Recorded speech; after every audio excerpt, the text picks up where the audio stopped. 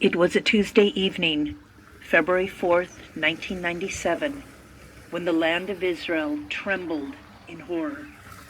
Two IDF helicopters left Mahanaim Airport on their way to the Dlat and Bufor outposts inside the security zone of Lebanon.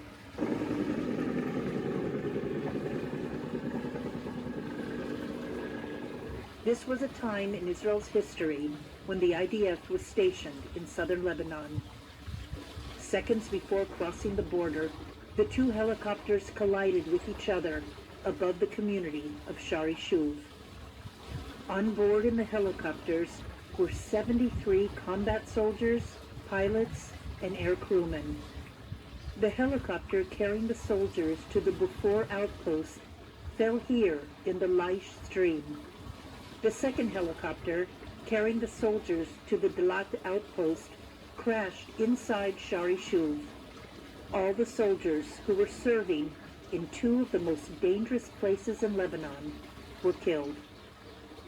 They were from the Nahal and Golani infantry brigades, tank crewmen, dog trainers, artillery officers, intelligence personnel, the Bufor command, pilots, navigators, and Air Force crewmen. The entire country fell into a terrible shock as information spread like wildfire about the heaviest loss in a single disaster the IDF and Israel had ever faced.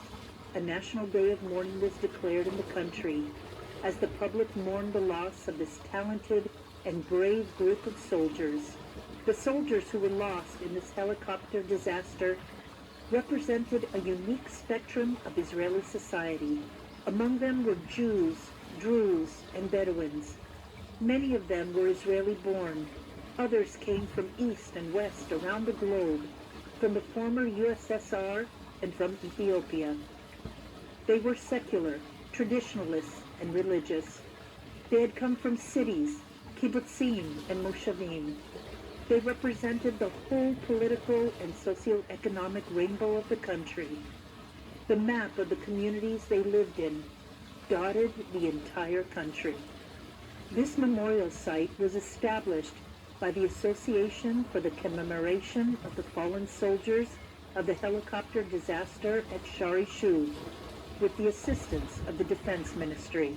The association, comprised of families of the fallen soldiers, had been active continuously for many years to utilize the land, receive permits, and raise the funds needed to establish this site in front of you in memory of their sons. The site was completed in 2007, and it spreads over 11 dunams of land. Following the nearby sign, you will arrive to the place where the Bufor helicopter hit the ground inside the ravine of the Laish stream. The helicopter hit a fig tree whose broken branches still lay on the ground to this day, while the other section of the tree still blooms and bears fruit. Here, each of the boys' names have been hung on the tree. It is here, in this corner, where we, families of the fallen, can commune with our beloved sons. Returning here to the central courtyard, your visit makes the transition from the private to the national loss. Nearby, the large stone is inscribed with the name, age, rank, unit, and hometown of each soldier. The story of the tragedy and the map of the region are also engraved on this rock. From this point, we will continue to the Rock of Gratitude. The rock is inscribed with the names of the donors that made this special memorial site possible. They include the families of the fallen soldiers, the Department for Bereaved Families in commemoration of the Defense Ministry, and many other organizations. Walking along the watercourse, we will continue northwards. In the same direction the helicopters flew to the security zone. The water flows in a lively rhythm, surrounded by a richly planted garden. We will stop where the stones stand in several circles located inside a lawn that is full with red poppies that bloom during the winter. 73 Galilee rocks stand together, chosen because they are unique, different, and special, yet at the same time, part of the group, just as each of the 73 soldiers were. At night, the rocks are lit with soft lights, giving the site an extraordinary appearance. At the center of the circle of stones is a circular pool of water where only the names of the fallen soldiers are floating. This attests to the truth that they are all missed equally. Looking north, you can see the target of their flight, the security zone in Lebanon. It was a bitterly cold evening that night when the soldiers headed their way north to defend the country and wound up giving their lives for the state of Israel. From a bird's eye view of this site, it reminds us of a helicopter. The stones standing in circles form the rotor, and the watercourse leads to the broken tail. The members of the association commemorating the fallen soldiers of the helicopter disaster maintain the site with the assistance of the Defense Ministry Department for Bereaved Families and Commemoration. We thank you for coming to remember and give honor to our loved ones. We ask that you assist us in respecting this site.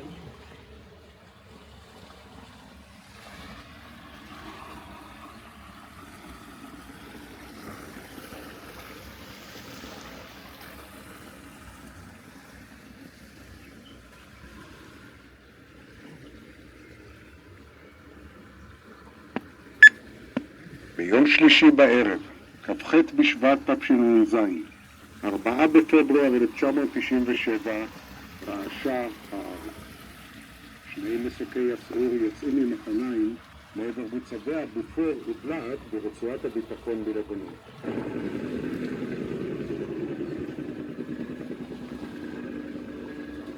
באותה תקופה, שנות ה-90 של המאה שעברה, שעה צה"ל ברצועת הביטחון שבדרום לבנון.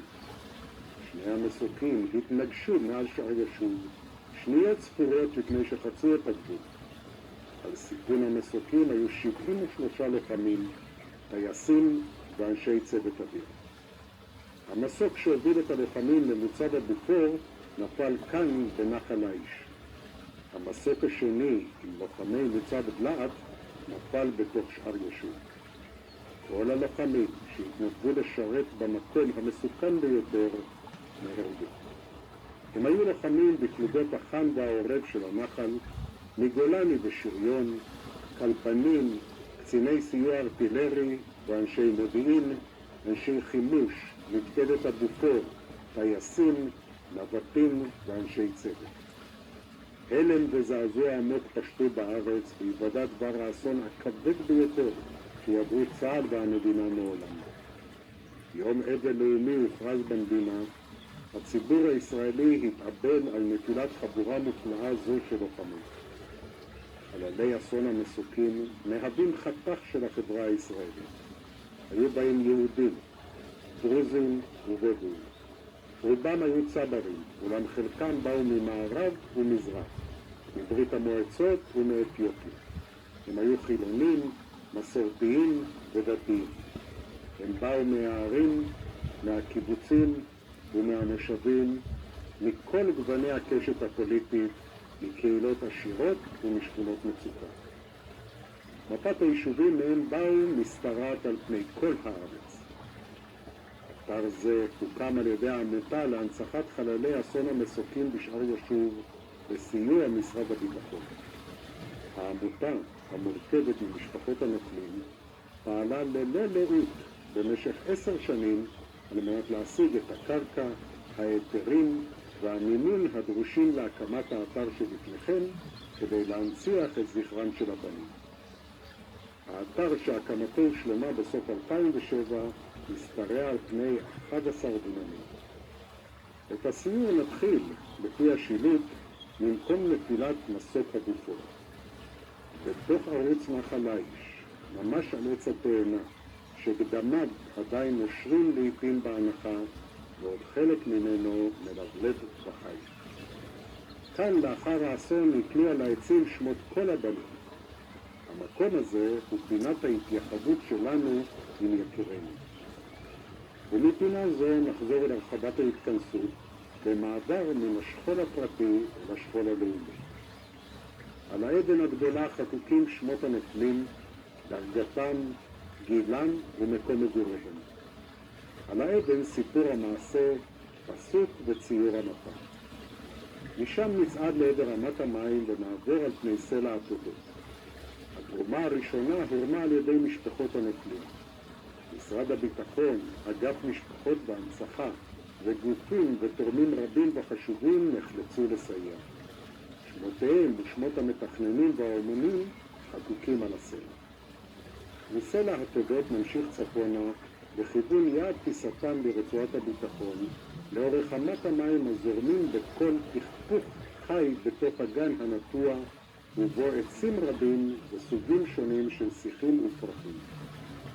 נעצור במעגל האבנים בתוך המדשאה שבחורף פורחת בשלל כלניות אדומות. 73 סלעי גליל שנבחרו בשל שונותם וייחודם ניצבים במעגלים. הם מסמלים את 73 הלוחמים, שכל אחד מהם היה שונה, יחיד ומיוחד, ובו זמנית חלק מהחבורה.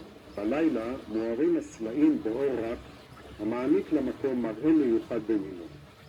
במרכז מעגל האבנים בריכת מים ובה צפים שמות הנופלים ללא דרגותיהם במעגלים, להזכיר כי כולם חסרים לנו באותה מידה. מבט צפונה מראה את יעד הטיסה, רצועת הביטחון בלבנון, אליה יצאו הלוחמים אותו ערב מר ונמהר כדי להגן על יישובי הצפון ומסרו את נפשם למען מדינת ישראל. במבט ציפור מזכיר האתר צורת מסוק, מעגל האבנים הוא הרוטור ואמת המים מוליכה אל עבר הזנב השבור. חברי העמותה להנצחת חללי אסון המסוקים, המחזיקה את האתר בסיוע אגף משפחות והנצחה במשרד הביטחון, מודים לכם על שבאתם לכבד את זכר יקירנו ומבקשים מכם לסייע לנו בשמירה על כבוד המקום.